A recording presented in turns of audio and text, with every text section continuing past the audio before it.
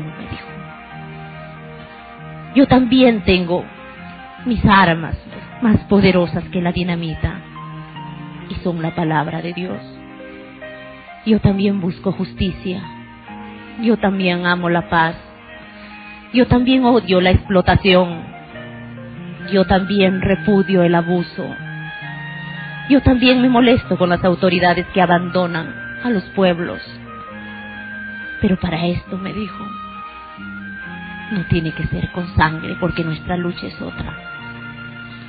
Yo no le entendía, aquella vez no entendí qué cosa es lo que él trataba de decirme. Me sonreí y dije, este hombre está loco.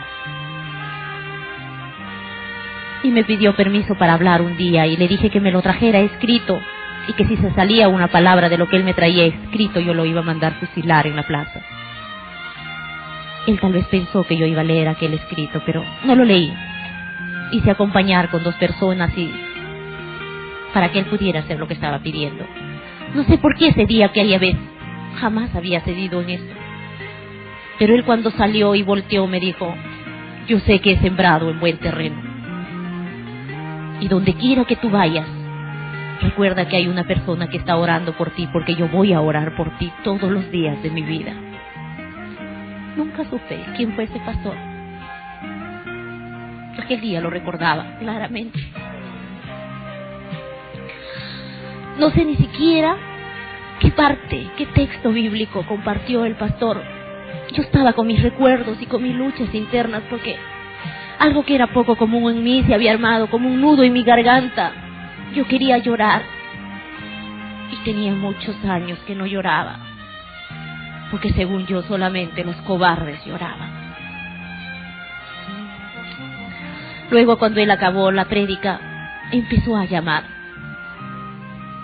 Todos los hermanos se agacharon y empezaron a murmurar algo. Yo estaba observándolos porque se agachaban.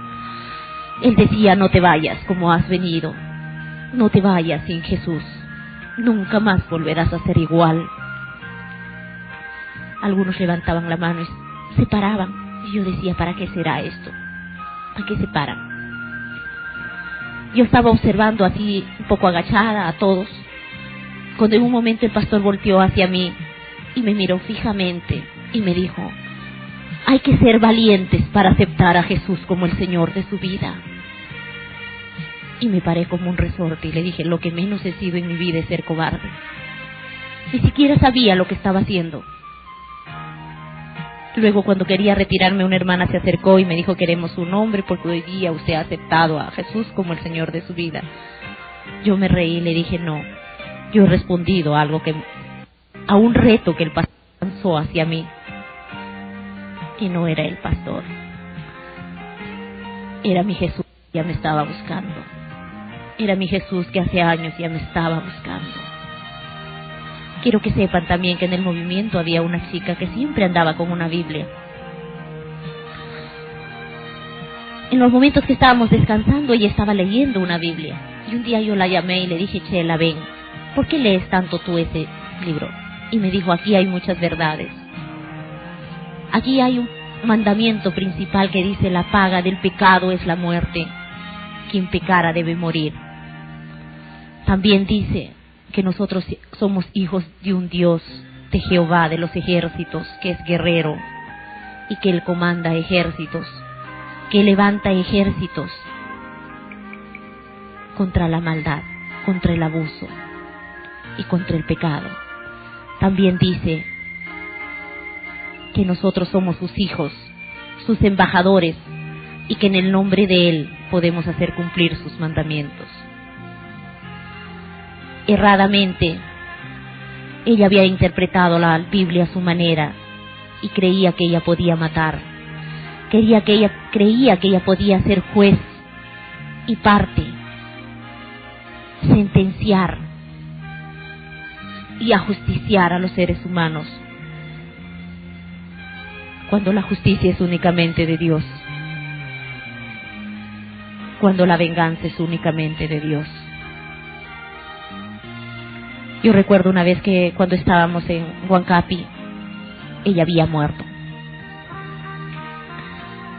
Yo la busqué en un enfrentamiento que había habido y la encontré muerta, y al parecer estaba leyendo la Biblia porque los encontraron de sorpresa, porque ella había caído de bruces y como a medio metro estaba la Biblia tirada.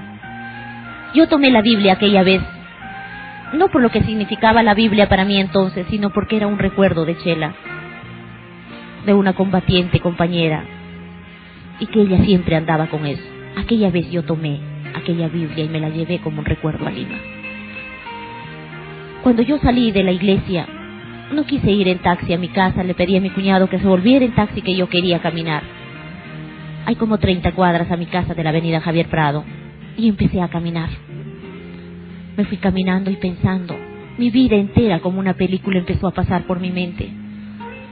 Mis días de aparentes triunfos, cuando en el fondo lo único que había era temor, era oscuridad, era violencia, era odio. Llegué a mi casa y me acosté. Al día siguiente levanté temprano y recordé lo que pasó en la iglesia. Me levanté y a uno de mis hijos le dije, no hay una Biblia en esta casa. Y uno de mis hijos me dijo, sí, mami, la que tú trajiste de Ayacucho, sí hay una Biblia. Y en aquella Biblia yo conocí al Señor. Aquel día, Él entró a mi vida y la cambió. No te voy a decir, hermano o amigo, que fue de la noche a la mañana, pero cambié, empecé a cambiar. Él empezó a tratar con mi vida. Pasé años muy difíciles de persecución. Tuve que sujetarme a la ley de arrepentimiento, pero el partido me llevó a juicio disciplinario y me sentenció a pena de muerte. Y viví 2 años huyendo de un lugar a otro, pero en aquellos 2 años el Señor estaba tratando con mi vida y veía yo su mano en cada paso de mi vida. Momentos en que yo decía, ahora sí ya no hay salvación, ahora sí ya no hay salida. Yo veía su mano sacarme de cada apuro, de cada problema.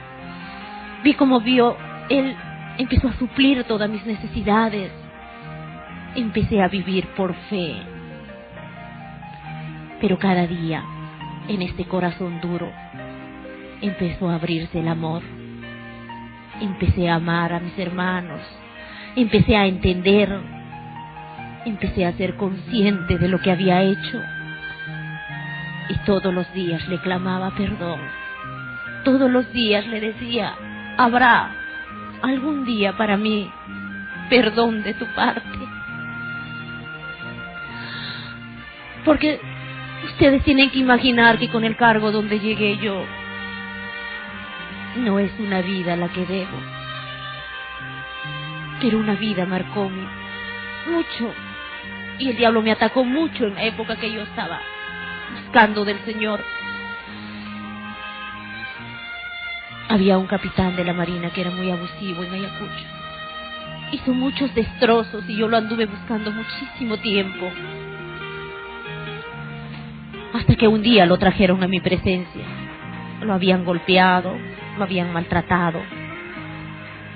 Hasta que él llegó hasta donde mí. Cuando llegó a mí, se arrodilló al piso y me dijo, si en algo crees en Dios, si algo es Dios para ti, perdóname. Perdona mi vida porque tengo mis hijos y mi familia. Me llenó esto de ira, de cólera. Dije que este cobarde, miren lo que se refugia después de todo lo que ha hecho. Y personalmente lo maté. Esto me torturó en la época que yo estaba alabando a Dios, que yo estaba empezando a buscar a Dios, porque yo, en los momentos que más estaba alabándolo a Él, en los momentos que más estaba buscando de Él,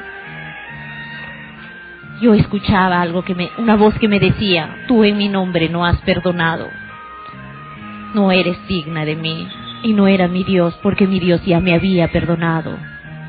Era Satanás que me estaba torturando y estaba peleando para no perderme.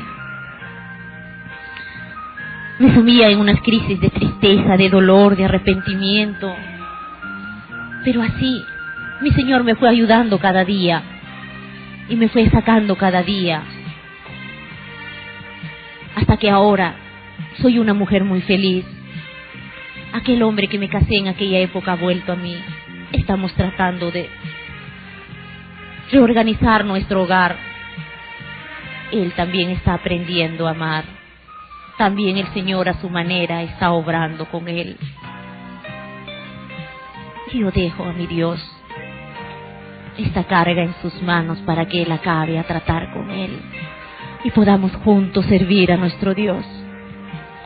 Pero sí quiero decirte que en toda la experiencia que he pasado en mi vida antigua y en mi vida de ahora, yo puedo decir, no tienen que cambiar las autoridades, no tienen que cambiar los jueces, no tienen que cambiar los gobernantes, tiene que cambiar el corazón del hombre.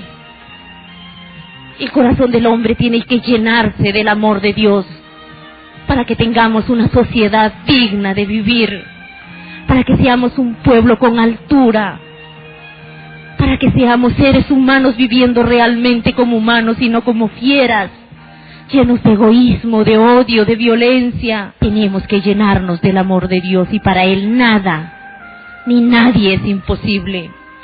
Ponte en las manos de Él. Ofrécele tu vida y verás cómo Él lo hace. Mira lo que fue mi vida.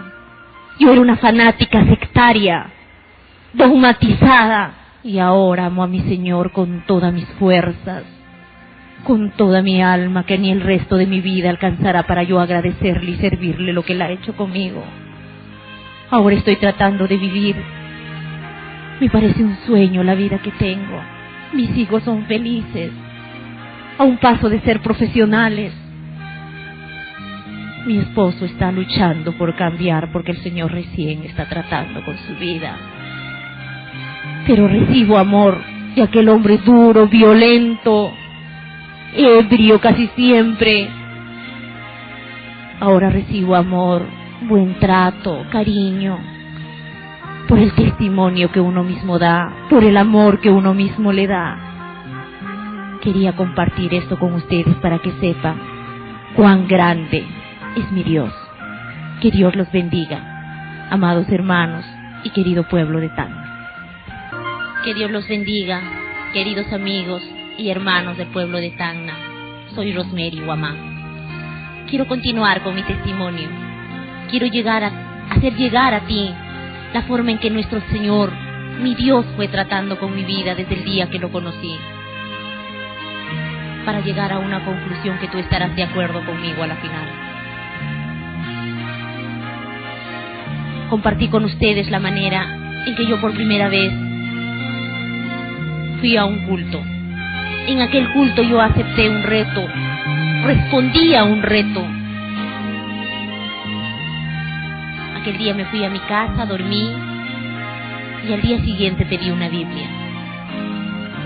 Empecé a leer la Biblia, pero no leía la Biblia por fe. Yo decía, esta gente, ahora tengo mucho tiempo, he pedido unos meses de descanso, yo voy a ver, aquí tienen que haber muchas cosas, muchos errores y muchas cosas acomodadas. Y empecé a leer la Biblia. Yo recuerdo mucho que empecé por el Nuevo Testamento, y cuando llegué a la genealogía de nuestro Señor, hubo un cúmulo de nombres que decía hijo de fulano, y no entendía. Y yo decía, bueno, ¿yo qué tengo que hacer con tanto nombre? Y trataba de buscar textos bíblicos que me llamaban la atención. Y así me fui al Antiguo Testamento nuevamente y me impactó mucho Josué. Me gustaba leer aquella parte. Y luego llegué a los Salmos. Y así pasé como 2 meses leyendo la Biblia. Todos los días, tarde y mañana y noche. No quería congregar en ninguna iglesia porque todavía tenía vergüenza. Decía, ¿cómo yo voy a ir a una iglesia? Pero seguía leyendo la Biblia.